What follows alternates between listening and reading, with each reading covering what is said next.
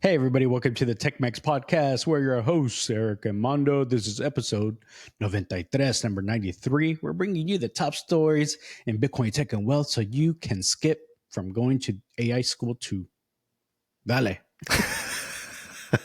To where it's like you're making me feel in suspense. It's like, what is this school called? It's called the AI school, I think. Yeah. So this is a good topic, though. We have been discussing in the previous episodes the ethics of using AI, right, and some of the implications. It's one of those things that if you're cheating and doing most of your work with AI, just make sure that you're checking it. There is this news that came up that basically a lawyer got caught literally with his hand in the cookie jar, right, just by using AI. Remember, AI hallucinates, right? Yes. And a judge sends this lawyer to a ChatGPT school. It's like, hey, and fine him with $5,500. So what do you think about it? Well, pretty funny. I mean, obviously, it's kind of like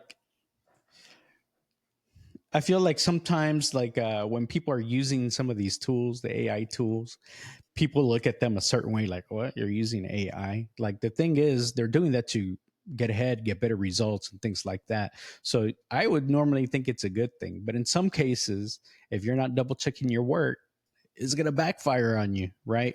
And so it seems like that's what happened with this lawyer, right?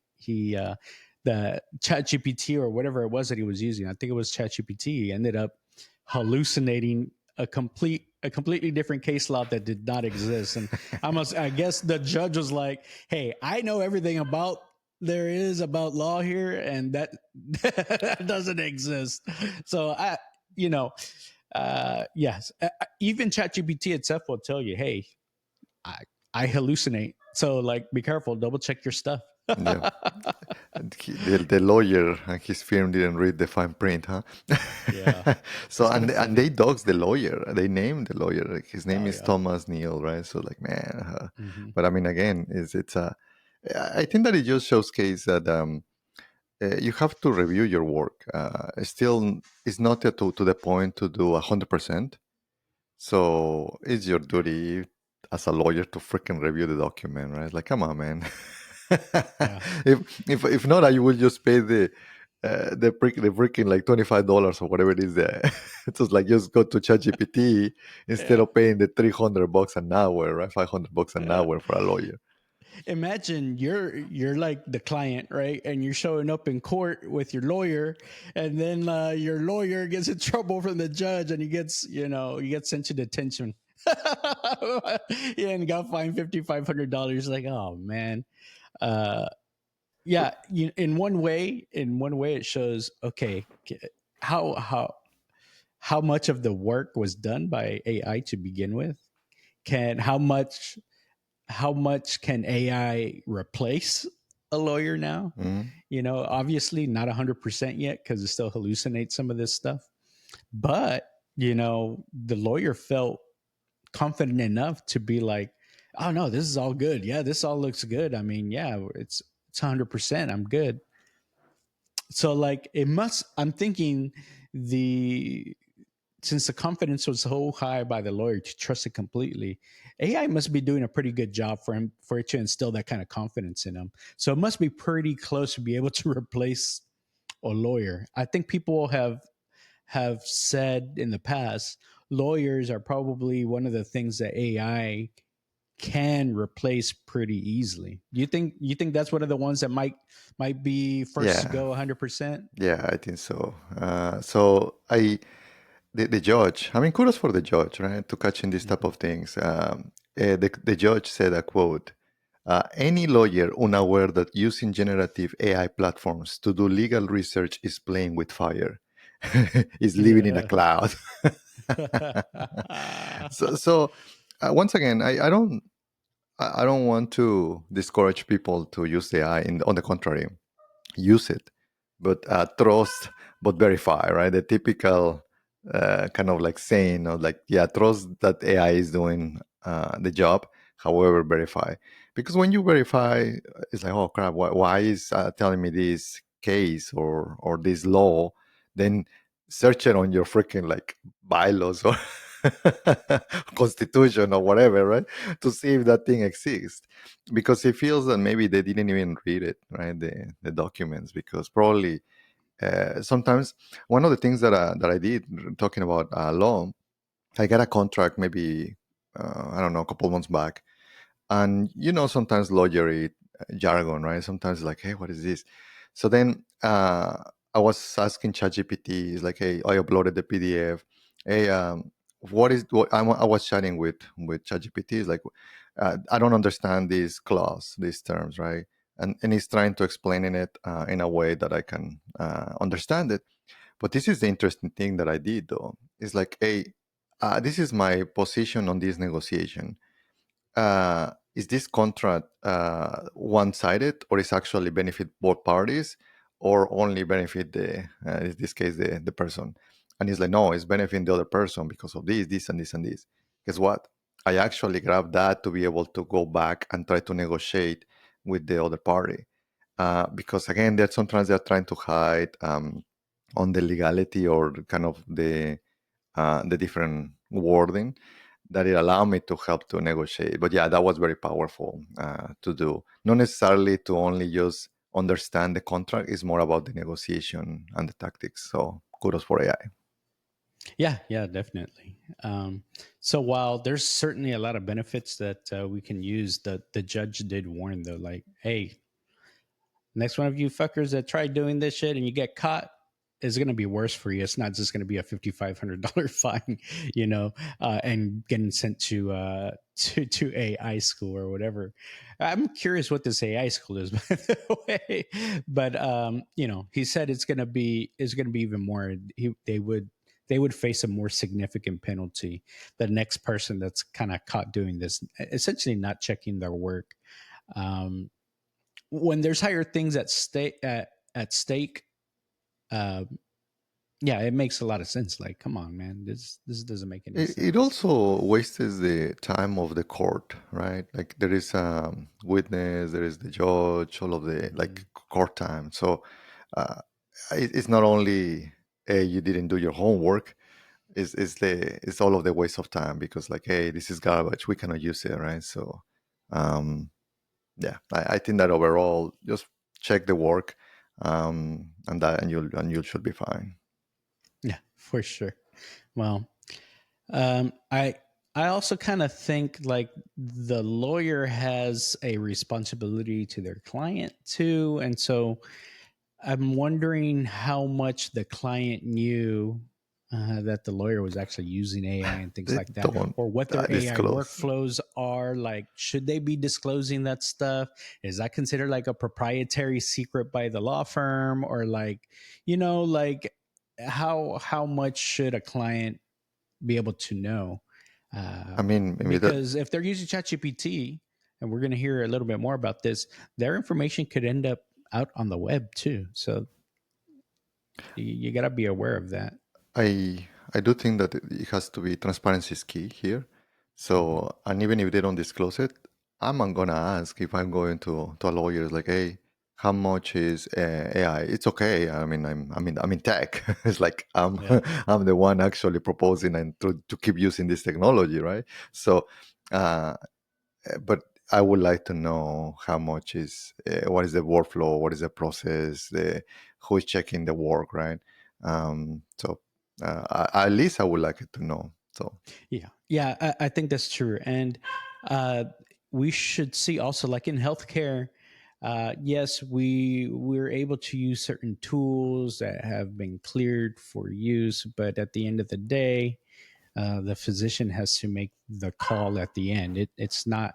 It cannot be the predictive system that is making the decision for you. And in a similar vein, the lawyer should be the one that's kind of making the judgment at the end of the approach or how to move forward. It shouldn't just be the AI said to do this, so that's kind of what I'm rolling with. That's so that also needs to be clear.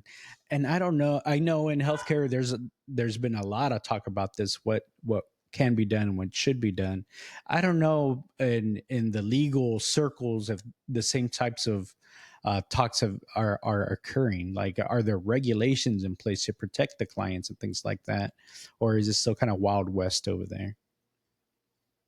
Tough, tough. But talking more about AI, so we have seen wars between Meta, Anthropic, in this case Google, right, and GPT. Uh, it's very interesting. Do you remember maybe, I don't know, 20 years ago, where when Steve Jobs was kind of back and forth with Bill Gates on their campaigns, and no, get a Mac, no, get a Windows. The good old The days. good old days, right? So I feel that now we are seeing similar things, but now the tactics that they're employing, right? They're poaching their people. They're just giving a 100 meals type of a salary, right? Like, what the heck, right? So tell the audience what is the new one. Well, so apparently Anthropic, they revoked OpenAI's access to Claude. So OpenAI no longer has access to the Claude API this week after Anthropic claimed that the company OpenAI was violating their terms of service. It's BS, man. It's like they just because they don't want maybe their agent feature, or like whatever, just to keep using.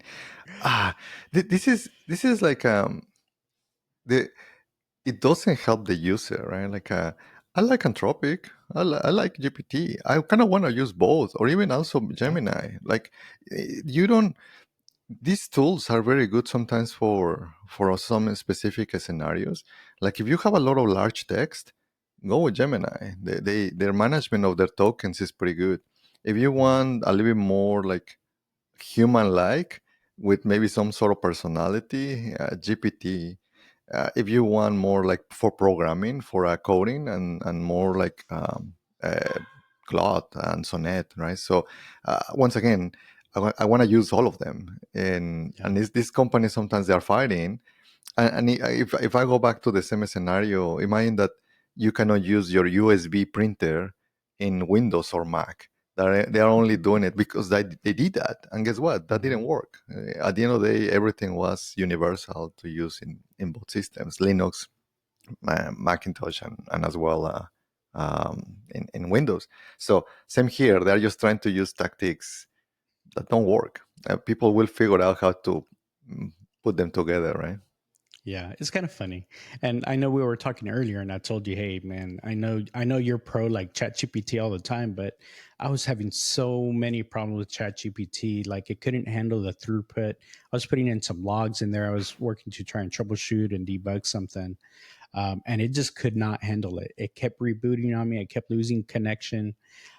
It was not able to process all of it. And that in that manner, I see that Gemini. So I was going back and forth. Gemini is actually was able to kind of process everything and take it in. Like you said, that it does handle all the tokens a little bit better, and it has a much larger context window, things like that. So Gemini seems to have like a better infrastructure behind it, and I guess you might expect that because right, it's Google, and they've been doing this for a long time.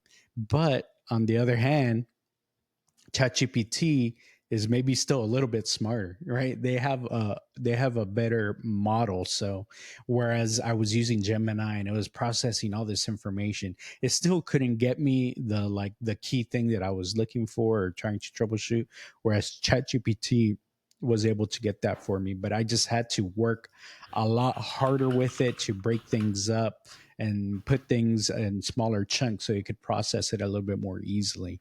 And so these are things that you start pushing these programs to their limits, and you start seeing where their shortcomings and where I guess where their strengths are. In a lot of ways, Claude is really really good at this coding stuff, and they've been I'll throw a lot of JSON stuff at it, lots of scripting stuff at Claude, and it does really well with it. I don't do a lot of the bigger stuff like everyday kind of stuff with Claude. It's more specifically for that specific tool. Well, ChatGPT knows what Claude's good at, and so what Claude found out was that ChatGPT ChatGPT was training their upcoming GPT-5 uh, off using Claude itself. So Claude says, "Hey, you can't train off of us to create your own product. Why not? That's a violation of our terms of service." ChatGPT, OpenAI, they're like, it's all right. Yeah, they won't notice. Well, guess what? They got cut off. I wonder how far along they got into their GPT-5 development on this. I don't know. I think that is already there, man. So there Yeah. are a couple things to mention to the audience because we're throwing off some concepts here. Just to go back on AI, everything is based on LLMs. You'll hear people saying LLM, right? An LLM stands for a large language model. Think about it like the other a term that you hear is neural networks. It sounds very complex, but it's basically what is happening is just a decision matrix. Like if you're going outside and it's raining, should I use an umbrella or not? And it has weight. And based on that, that's how they're making decision. Now multiply that for billions of different parameters, which that's basically what is happening internally. And that's what it creates the large model, and that's the LLM. That's what Ramirez was saying, the difference between all of these ones. The other term that we throw there for the audience, it was the context. Context is just your memory, how much information you are sending to the LLM, because LLM only has the knowledge, but it doesn't have the context of what are you talking about, right? Are you talking about, like in this case, the law? Is it the law in Mexico? Is it the law in United States? What law? What constitution? And then you tie it up everything with the prompt. The prompt is like the text that you put on the chat, and then you have all of these to be able to give you the output. And sometimes that's the reason why hallucinates, because it will try to find a path, but in some cases it just goes bananas and it starts giving you data that it doesn't exist. And that's the reason why 80% of the time will give you the right answer, but that 20 can get you in That's trouble. funny. So of course we got Grok in the Cybertrucks now, right? So I've been talking with it. I know we have slightly With different her. conversations with it, with her. I was asking it. I was having trouble setting up an authentication layer. Something was going. Something popped into my head while I was writing. I was like, let me ask Grok, see if I can develop this. And yeah, Grok was trying to keep up. Grok was not doing very well at all. I'm not sure what model they're running on the truck. I don't think it's Grok 4, the latest one that has all these accolades apparently. uh it started going wild on me. It said, oh yeah, just make sure you set it to dot dot dot dot slash slash slash slash slash slash slash slash. I'm like, oh shit, don't crash my truck, It just started going crazy. I was like, okay, let me turn this off. And so I mean, there's certain limitations, I guess. And so I don't know if, like you said, it goes down this path and where it just starts generating garbage, right? Essentially. So you got to be careful not to use the hallucination pieces. But I've got it set to Eve, I guess, is the sultry voice there that Mando likes. And, and Eve just couldn't handle it. She started going a little wacky with the dot slashes there. Yeah, in the case of Anthropic, they are becoming kind of the enterprise solution. I feel that maybe GPT is more like a consumer, but Claude is like you'll see it in across because it's more repeatable. It doesn't have almost like a personality, right? So Gemini is like it's robotic. It's like almost the Yeah. output of search engine from Google, Hmm. and it's so funny because Google uh, open sourced a lot of these things.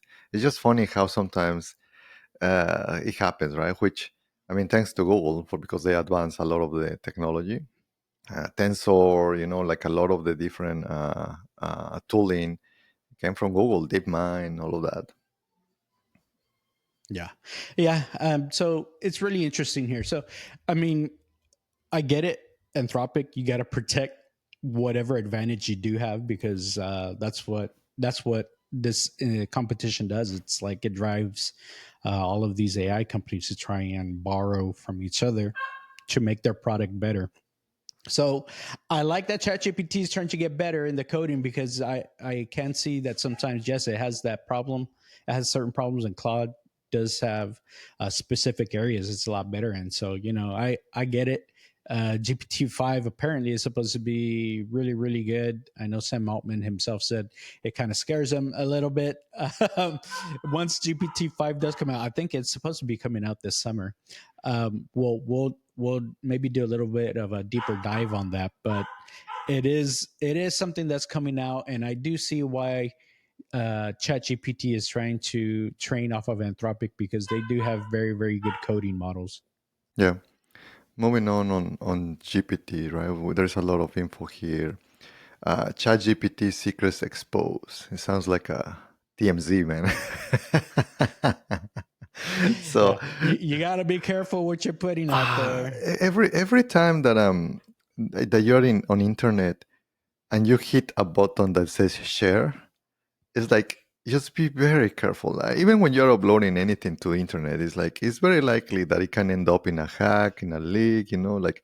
And this is no different, right? So you are having a conversation with your GPT, and sometimes it's very confident, whether it's a business idea or you're trying to to fix your relationship, right, or trying to date Yeah. somebody, whatever it is, right, and trying to get some advice, and you click the share to try to share it with somebody else, with a friend or whatever. Guess what? That can actually end up on Google. And that's what happened here, right? So a private conversation, it just shows up on Google. Man, what do you think about this? I mean, it's pretty interesting, and it doesn't seem to be like just a one-off type of thing. It's like thousands of conversations have have been out there, but again, it is at least scoped down to just the share feature. So when you are having that conversation with ChatGPT, and you're like, oh, let me share this conversation with somebody else, and so you send it to them, and they are able to click on it and join the conversation and see. um, that is the piece that becomes indexable by Google, apparently. So Mm. that's very, very interesting.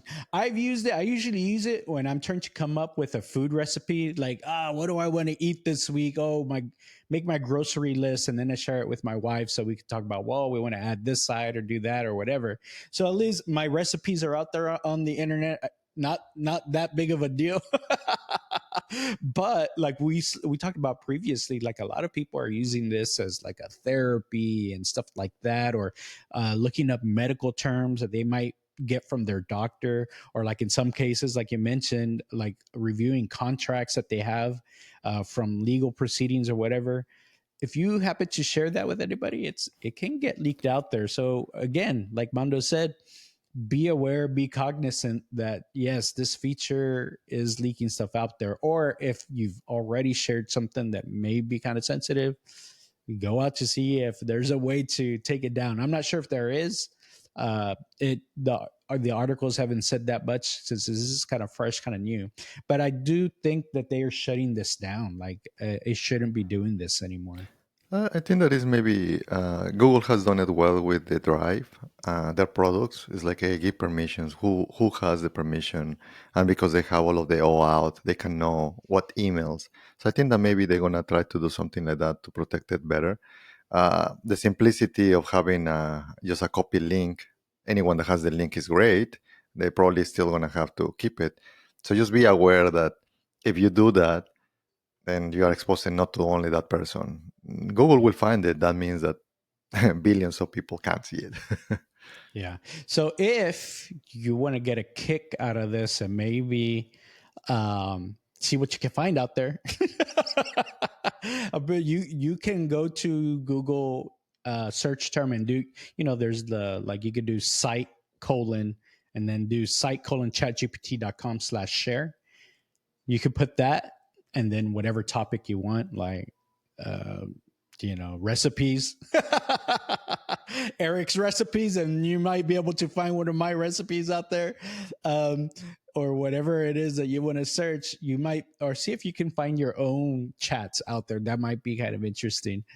That's how people are finding these. So it's just like.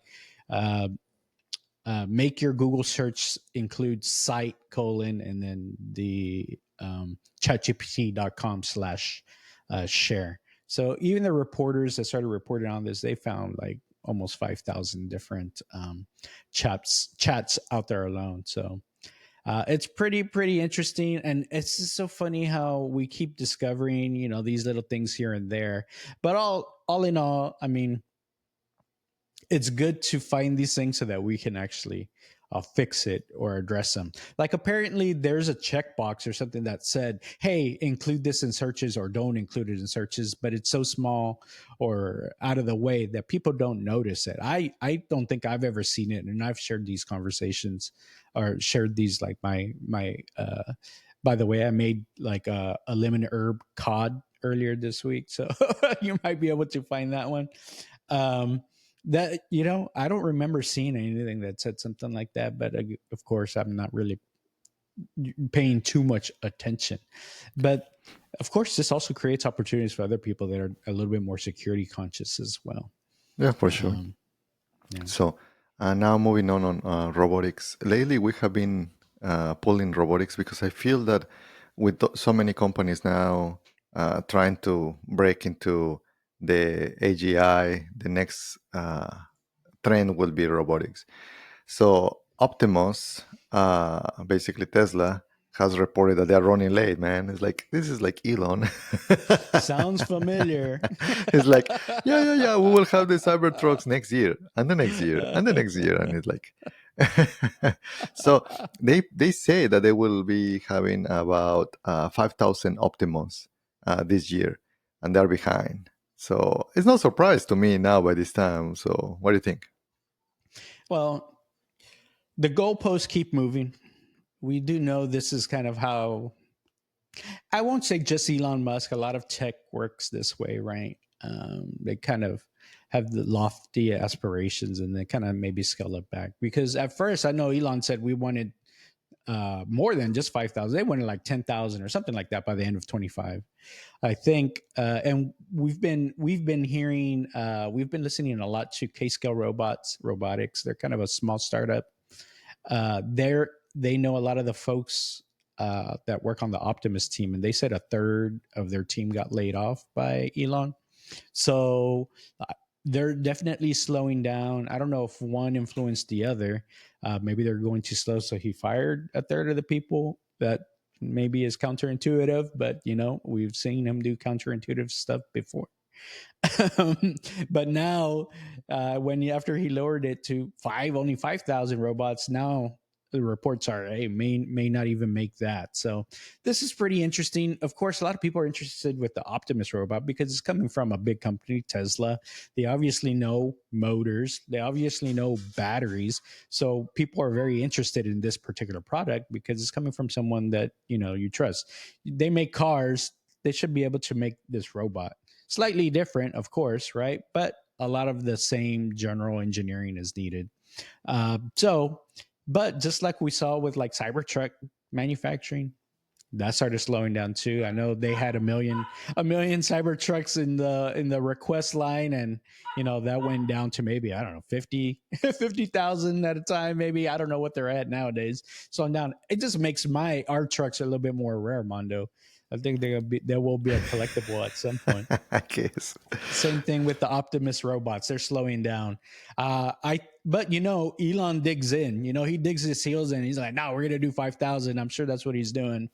Um, but the months are running out here in 2025. How much time does he have left? I don't know, but it's like one of the things that is interesting though is he mentioned that this is the biggest product ever that Tesla will see, right? He's predicting that this will take Tesla to be 25 trillion, yeah, with T. So it's like, wow. Like, do you remember It's like big. it's like, well, I guess if the dollar loses value, it's like There's gonna be a sure. lot of trillion-dollar It's like, companies. exactly. It's like have you seen the bills of Zimbabwe? There is like Yeah. 1 trillion Zimbabwe. That's right. I mean, American dollar might get to that point, and yeah, it might be $25 trillion. Yeah. Well, okay. Well, I am still very interested in this story because if and here's the thing, he never hits these targets. He said perhaps $20,000. $20,000 is in the realm where you and I would be out there buying robots to have within our home. Of course, if they've got some type of utility, hopefully, and able so that we're able to train them ourselves, right? We want it to be able. I wanted to be able to walk up and down my I know stairs, your dirty fetch me a thoughts beer. after watching the I'm very movie. curious the hands that it has on there. I'm just saying because it's got to be able to grip the soda to get it from the fridge. So it's very important to have that there. So, uh, you know, very interested. I think right now they only have hundreds made. So I don't know about how they're going to get you thousands in a few months, but they've got hundreds. But I wouldn't mind getting my hands on one of these. It wouldn't be bad. There's other offerings out there, and the thing is, there's other open source offerings, which is really a little bit more enticing for us as developers, right? Because we get access to all of it, and we can even package it up and do different things with it. So that is enticing. Whereas Optimus is likely not. I don't think they have plans for it to be like an open source type No, not at project all. where And you and can it's it's develop it's on a it. it's You're gonna buying a be product, it's gonna be a you black know. box, Yeah. and they're gonna make money on some of the skills, right? Like they're gonna charge you, hey, if you want to make your dishes or do the laundry, you're gonna have to pay membership for You're this. gonna get subscription fatigue, just like their streaming services. Yep. Imagine it with these robots.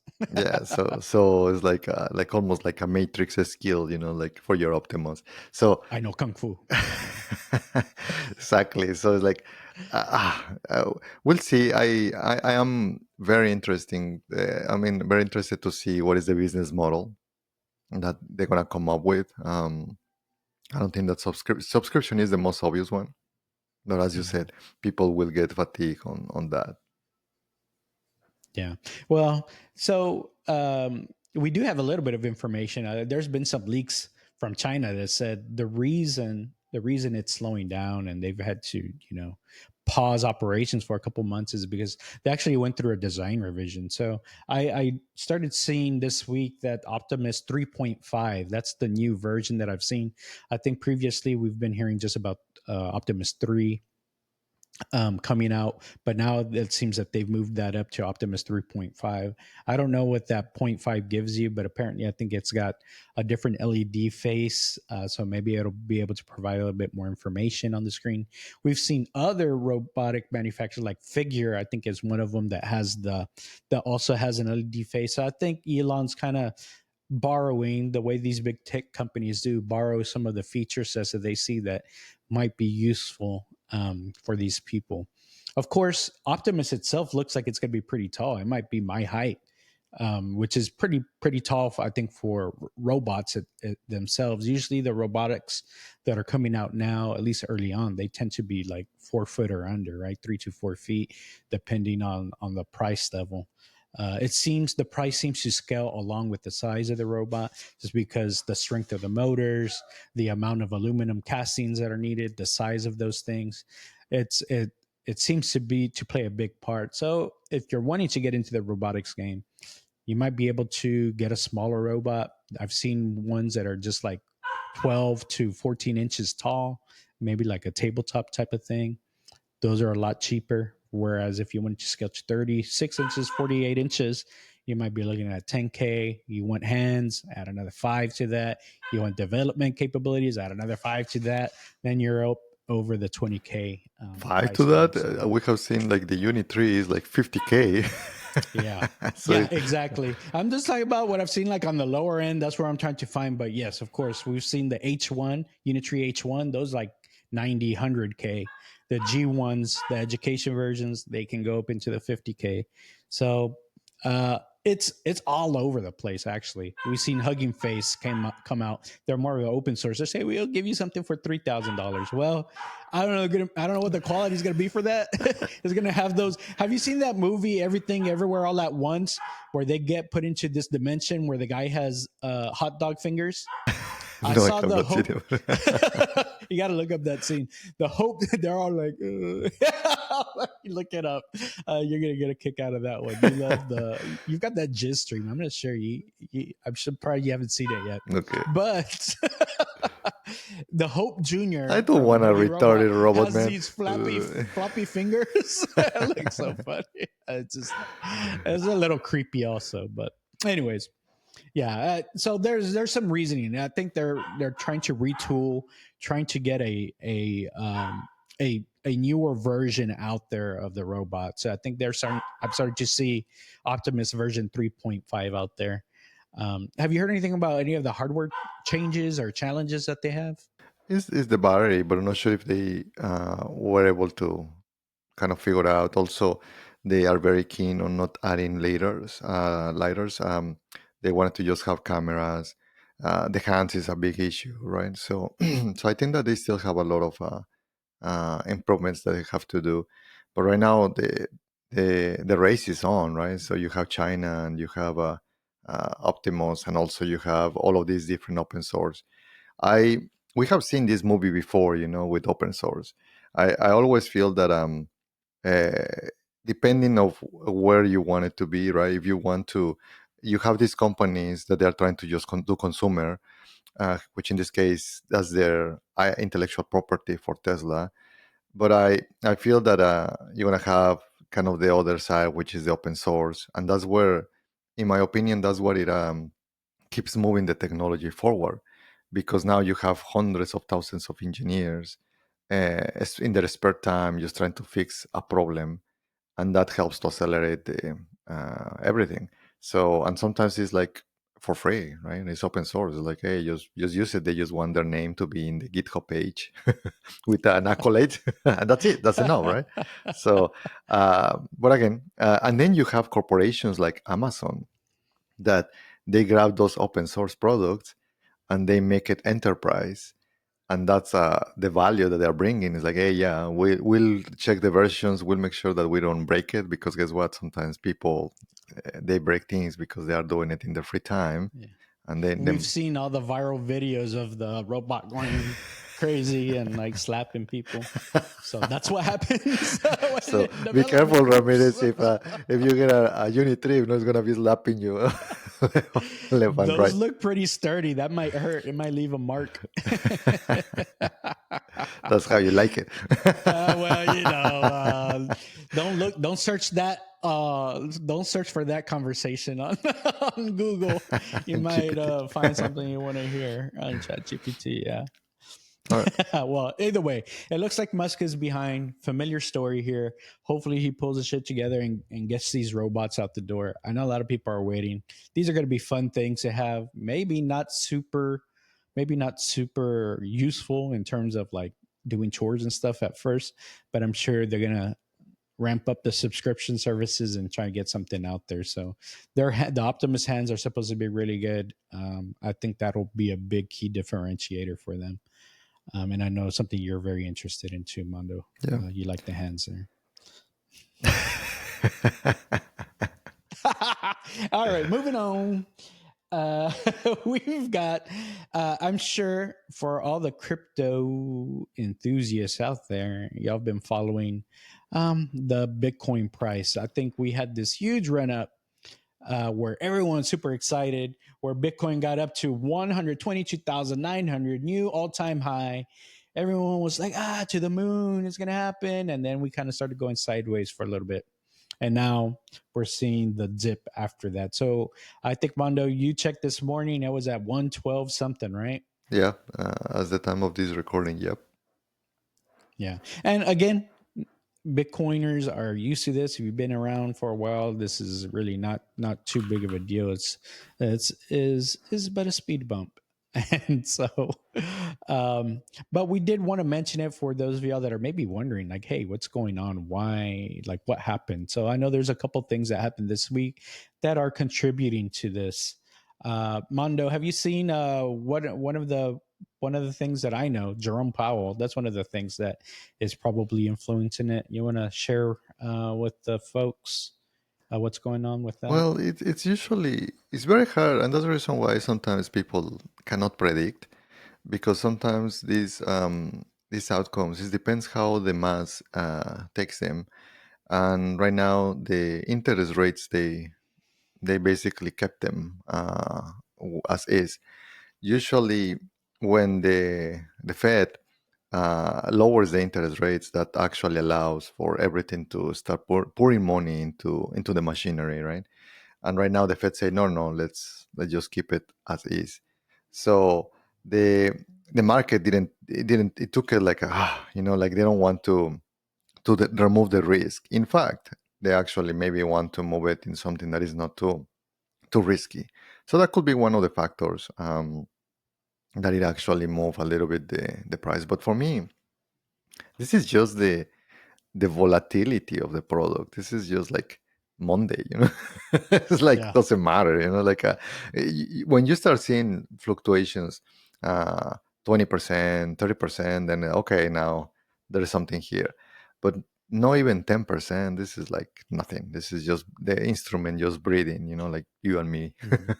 Yeah, exactly. So, great point, Mondo. Again, like this is completely within the normal realm of Bitcoin. Nothing's going on that's out of the ordinary. News always tends to affect Bitcoin. You know that the volatility is the reason why a lot of people are into Bitcoin because you make the money going up, you can make the money going down.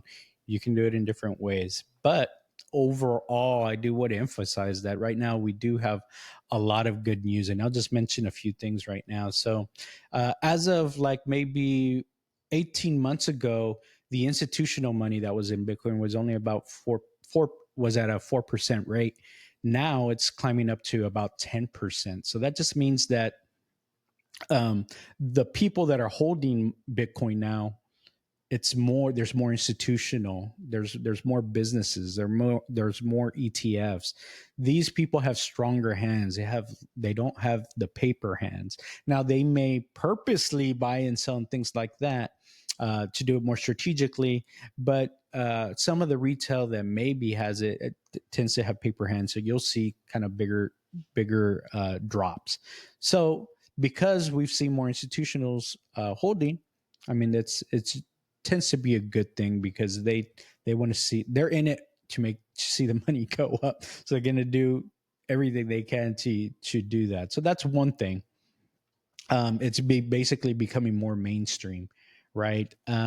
We are also showing that Coinbase Coinbase has said, "Hey, this is an institutional green light." So Coinbase has become a way for institutions to more easily on ramp onto Bitcoin. So yes, institutions have kind of come around and said, "Yes, we're into Bitcoin. Want to buy some? How do we do it?" Coinbase has been able to start facilitating that and saying, "Hey, we've got the tools that you need to be able to on ramp." There's other things like BlackRock, and BlackRock's also leveraging Coinbase here. So we're seeing the infrastructure starting to grow, become better. Institutions are starting to be able to do the things that they're used to already doing in traditional finance. They're now starting to be able to do those things also in Bitcoin and crypto. So this is also very good news. So they're seeing the green light in more than one way. And when these institutions are buying, they are gobbling up all of the supply. So you're going to start seeing a little bit less supply floating around there. It'll all be absorbed by these big institutions. Mondo, anything else that you've noticed? I mean, it's 10% is a lot, right? So if it truly is the supply 21 million, then you have 2 million and 100,000 coins, right? Uh, that they have. And yes, I know that we're still mining, but there's just a very little fraction what is still left. So it's a lot. Like which it explains why maybe we don't see those fluctuations, because for us that we have been more than a decade on the industry, it's like we are used to bigger swings. So for us this is flat, super flat. Yes. Yeah. This is actually pretty good. I mean, it's staying. It's maybe a 10% move over several weeks is, that's not too bad. It's maybe 5% move over a weekend. It's, that's like you said, it's a Monday. Actually, we're talking about Saturday, right? So, um, this is not out of the ordinary.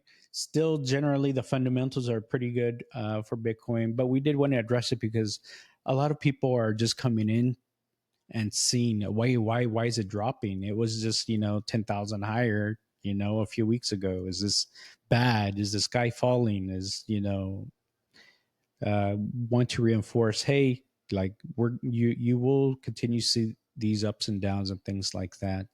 Just remember, a month ago I think we were like in the 90s or something. So that's uh, be aware that yes, there's volatility, but that's a good thing because there's also volatility to the upside. Um, I heard about this guy named Mando that put this Twitter out there, or a tweet out there, or what is it called, an X out there, that talked about the 444K predictions. I remember we have this YouTube out there that talked about that. Do you know what the next milestone is for that? I know you hit the first one, right? Well, maybe you can mention that one. It's sometimes people don't believe us, right? That it's like, hey, we recorded like 6 months ago, and we actually put it on YouTube, right? So uh, we in fact, I posted this. I'm trying to figure out when was the time that we mentioned it. This was on May, I think May it was May. 26th to be exact. And then I made a thread, because some people were telling me, "Oh, this is good that that you are putting this basically this." But it's like, hey, do you have a way to just put maybe some dates? That's right. So I I mentioned it that in July we will hit the 120s, right? 124. So we were shy a By thousand about a bucks. thousand. So uh, the next one is going to be November, which in theory will hit the kind of in the 160s. So I think that is very doable, right? To hit 150, 160 within that term. And again, these are just levels, and these are coming from Fibonacci numbers and all of that. It's just there are patterns that people use to be able to predict. Nobody can predict, right? But it's just how sometimes things move. But yeah, that one is the next big one is in November. So right now we can keep fluctuating up and down, but yeah, that's the next post. Well, that's pretty good. It gives y'all something to look forward to. Don't paper hand it.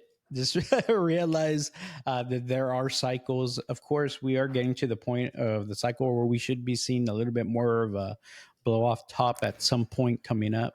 Yeah. So And Mondo's got his. Let's take a look at that. not November's your financial next day advice, there. okay? Yes, exactly. But here is basically this is the model of the 369, right, for the forecast, and this is basically everything started with this $84,000, and then we are kind of figured out this, I guess, trying to put some dates on these movements, on how is the instrument is moving, and this is the first awakening, right, like the 120, and then from here we can just keep being very bullish up to where we think that in some point we will reach 444. Yeah. Uh, Pretty interesting dates. Check it out. Go engage with Mondo on Twitter. Engage with us on here on YouTube. We love to hear your comments. Don't forget to like, subscribe as well. It does help the channel. We're trying to get to 500 subscribers here pretty soon. You guys were just around the corner from that, so really help share with your friends. If you think they might be interested in crypto and cyber and AI and robotics, let them know we're out here. We've got some great content for them. Appreciate all the views on our Bitcoin all time high meme videos. I think we've got over 18,000 views on that, and it's growing. Every time Bitcoin hits a new all time high, we get a few more thousand views on that. I know that. So, really, really thanks for that. Also, if you're interested in buying some Cybertruck accessories, we do have some links. You might have to search for them a little bit. We'll be sure to include them as a refresher here so we can go find some additional accessories. Be sure to use our links. It does help pay for our Riverside subscription. So we really do appreciate it. But I think that's all we've got for today. I appreciate y'all's time. Dale. Dale.